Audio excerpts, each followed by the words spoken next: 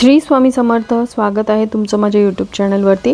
आजचा दिवस तुम्हाला खूप छान सुखाचा समाधानाचा जाऊ देत हीच मी स्वामींच्या चरणी प्रार्थना करते आणि आजच्या या नवीन व्हिडिओला सुरुवात करते। नवरात्रोत्सवाला अवघ्या काही दिवसातच सुरुवात होणार आहे। देवीच्या 9 रूपांची पूजा नवरात्रीत केली जाते।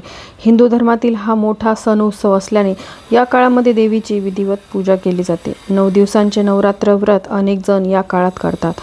घटस्थापनेने या उत्सवाची सुरुवात होते आणि दसऱ्याच्या दिवशी हा नवरात्रोत्सव संपतो। यंदा 22 सप्टेंबरपासून नवरात्रीला सुरुवात होणार आहे। पहिल्याच दिवशी घटस्थापना करून देवीच्या सेवेला सुरुवात केली जाते। शुभ मुहूर्तावरती घटस्थापना किंवा अखंड दिवा प्रज्वलित करून देवीची दररोज विधिवत पूजा केली जाते। धार्मिक मान्यतेनुसार नवरात्रीच्या काळामध्ये देवी तत्व हे जागृत असतं, त्यामुळे दुर्गा देवी कोणत्या ना कोणत्या रूपात पृथ्वीवरती असते। त्यामुळे या दिवसांमध्ये दुर्गा पूजेला विशेष महत्त्व आहे। धार्मिक मान्यतेनुसार नवरात्रीच्या काळामध्ये दुर्गा देवीचं तत्व हे जागृत असतं, त्यामुळे देवी कोणत्या ना कोणत्या रूपामध्ये पृथ्वीवरती असते।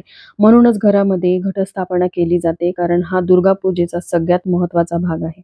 ज्या दिवशी घटस्थापना केली जाते त्या दिवशी एक अखंड दिवा प्रज्वलित केला जातो। 9 दिवस हा दिवा देवीसाठी तेवला जातो आणि देवी जी आहे ती घटी बसलेली असते, म्हणजेच 2 जोड विड्याच्या पानावरती देवी घटी बसते। मग देवीला आपल्याला हलवता येत नाही। या 9 दिवसांमध्ये देवीची आपल्याला कोरडीच देवपूजा करावी लागते। मग आता देवी जर घटी बसलेली असेल, म्हणजेच आपल्या देव्हाऱ्यातील देवीची मूर्ती म्हणा किंवा टाक असेल तर टाक किंवा फोटो हा आपण घटस्थापनेच्या पूजेमध्ये ठेवतो। मग त्याला आपल्याला हलवता येत नाही, पण आपल्या देवघरामध्ये इतरही देवी देवतांचे फोटो मूर्त्या असतात। देवीला 2 जोडविड्याच्या पानावरती घटी बसवलं जातं। मग अशा वेळेस घटस्थापनेच्या दिवशी देवघरातील देव आपल्याला विड्याच्या पानावरती स्थापित करायचे असतात।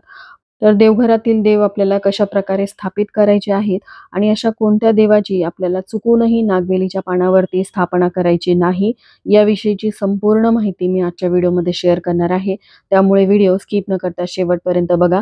चॅनलवरती पहिल्यांदा आला असाल तर नक्कीच सबस्क्राईब करा आणि असेच नवनवीन माहितीपूर्ण व्हिडिओ बघण्यासाठी बेल आयकॉनलाही क्लिक करा। त्यामुळे जेव्हाही मी नवीन व्हिडिओ अपलोड करेन तेव्हा त्याचं नोटिफिकेशन सर्वात आधी तुम्हाला मिळेल आणि तुम्ही एक पण व्हिडिओ मिस करणार नाही। यंदा 3 ऑक्टोबर पासून नवरात्रीला सुरुवात होणार आहे। अश्विन शुद्ध प्रतिपदेपासून नवमीपर्यंत नवरात्र साजरी केली जाते।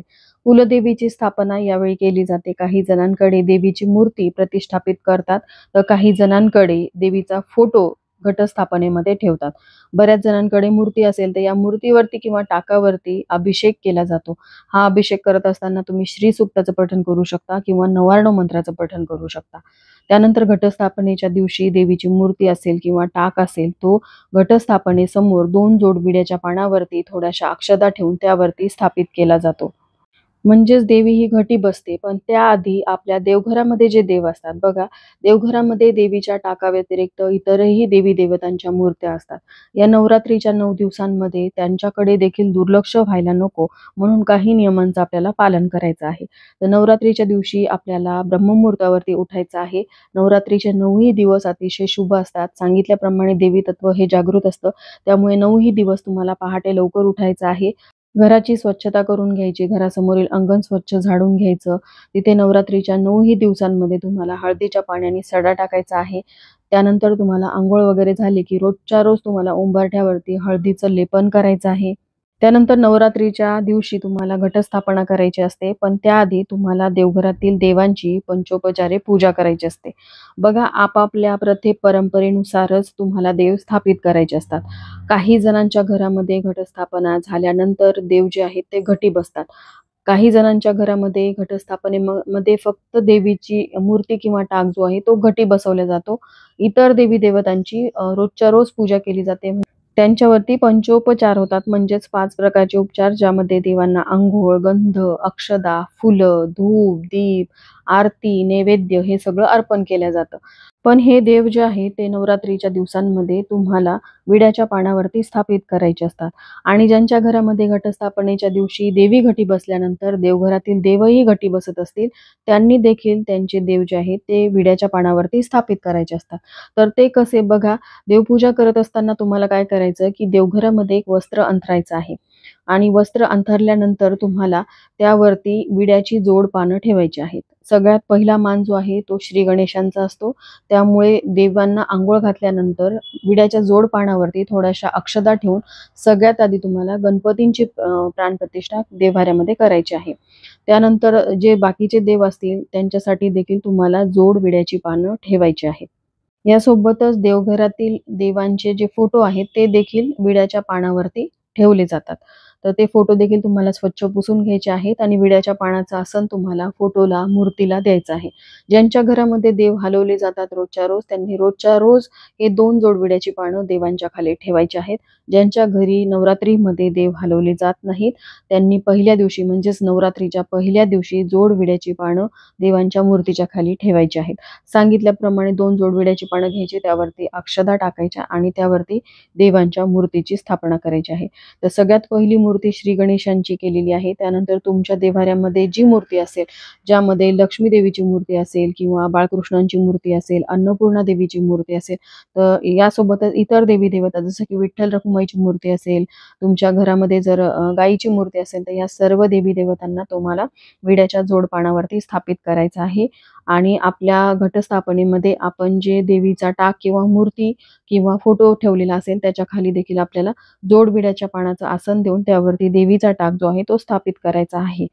पण देव्हाऱ्यामध्ये अशी एक मूर्ती असते, तिला आपल्याला चुकूनही या नवरात्रीच्या काळामध्ये जोड विड्याच्या पानाचं आसन द्यायचं नाही.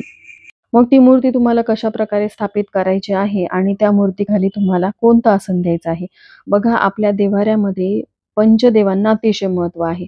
ज्यामध्ये श्री गणेशांची मूर्ती आहे, सोबतच बाळकृष्णांची मूर्ती आहे आणि अन्नपूर्णा देवीची मूर्ती आहे, देवी लक्ष्मीची मूर्ती आहे आणि सगळ्यात महत्त्वाचं म्हणजे आपल्या घरामध्ये म्हणजेच देवघरामध्ये महादेवांची पिंड देखील असते. तर महादेवाच्या पिंडीला तुम्हाला घटस्थापनेच्या दिवशी चुकूनही नागवेलीच्या पानावरती स्थापित करायचं नाही. तर मग तुम्हाला महादेवाच्या पिंडीला कशावरती स्थापित करायचं आहे? तर महादेवाच्या पिंडीच्या खाली तुम्हाला एका बेलपत्राचं आसन द्यायचं आहे. कारण विड्याची जोड पानावरती महादेवांची कधीही स्थापना केली जात नाही. महादेव हे नेहमी बेलपत्राच्या वरती स्थापित केले जातात. म्हणून ही चूक तुम्हाला करायची नाही. तुमचे देव जर घटस्थापनेच्या दिवशी घटी बसत असतील तर तुम्ही महादेवाच्या पिंडीच्या खाली बेलपत्र ठेवू शकता. बघा, बेलपत्र जरी सुकलेलं असलं तरी ते शिळ मानलं जात नाही. ज्याप्रमाणे तुळशीपत्र हे शिळ मानलं जात नाही, अगदी त्याच प्रकारे ते बेलपत्र सुकून जरी गेलं तरी 9 दिवस तुमचे महादेवाची पिंड जी आहे ती त्या बेलपत्राखाली राहील आणि इतर देवी देवतांच्या मूर्त्या ज्या आहेत त्या विड्याच्या पानावरती तुम्हाला स्थापित करायच्या आहेत. आता घटस्थापनेच्या दिवशी अशा प्रकारे देव स्थापित केल्यानंतर तुमच्या परंपरेनुसार देव जर हलवले जात असतील तर रोजच्या रोज तुम्हाला देवांची पूजा करायची आहे. ज्यांच्या घरामध्ये देव हलवले जात नाही त्यांनी देवांची कोरडी पूजा करायची आहे, ज्यामध्ये दुरूनच त्यांना हळदी, कुंकू, अक्षदा, फुलं अर्पण करायची, शिळे फुलं जी आहेत ती काढून घ्यायची आहेत, धूप दीप अर्पण करायचं, आरती करून घ्यायची आहे. फक्त घटस्थापनेसमोर देवीची आरती करून चालणार नाही, तुम्हाला तुमच्या देव्हाऱ्यातील देवांची देखील रोजच्या रोज पूजा करायची आहे. आणि देवीचा टाक मात्र तुम्हाला आडवा ठेवायचा आहे, कारण देवी ही 9 दिवसांमध्ये निद्रिस्त असते. त्यामुळे जोड विड्याच्या पानावरती देवीला तुम्हाला निद्रिस्त ठेवायचं आहे. 9व्या दिवशी किंवा दसऱ्याच्या दिवशी देवीला घंटानाद करून उठवलं जातं, म्हणजेच जागं केलं जातं. तर चला, याबरोबरच आजचा हा व्हिडिओ मी इथंच एंड करते. व्हिडिओ आवडला असेल, थोडा जरी हेल्पफुल वाटला असेल तर लाईक, शेअर, सबस्क्राईब करा. भेटूयात अशाच एका नवीन व्हिडिओसोबत. श्री स्वामी समर्थ.